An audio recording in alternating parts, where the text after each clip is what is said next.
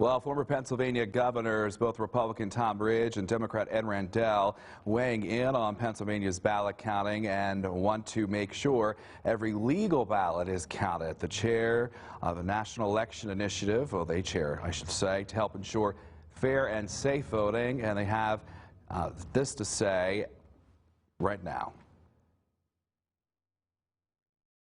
In the primary, as I was told, that there were 10 victors on primary nights, that once the absentee ballots were counted, they went from a victory speech to a concession speech. I mean, the process is legit. So let the vote go on, let every vote count. There's nothing unusual about this.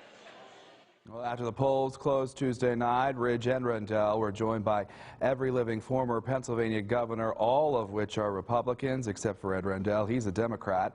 They emphasize that every vote counts, whether it was cast at the polls, through the mail, or in a drop box. But while votes are being counted, a Pennsylvania court is hearing a challenge over mail-in ballots.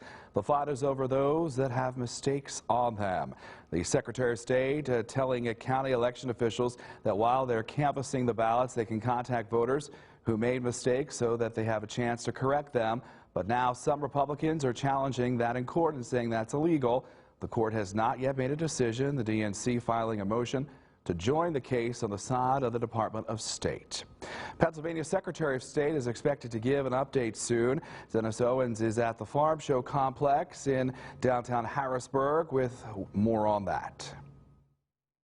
We are awaiting Secretary of State Kathy Boockvar here at the State Farm Show. She did say earlier this afternoon that by the end of today, a majority of those mail-in ballots will be counted. And as of late this afternoon, 87% of those mail-ins were counted, with about 340,000 left to go.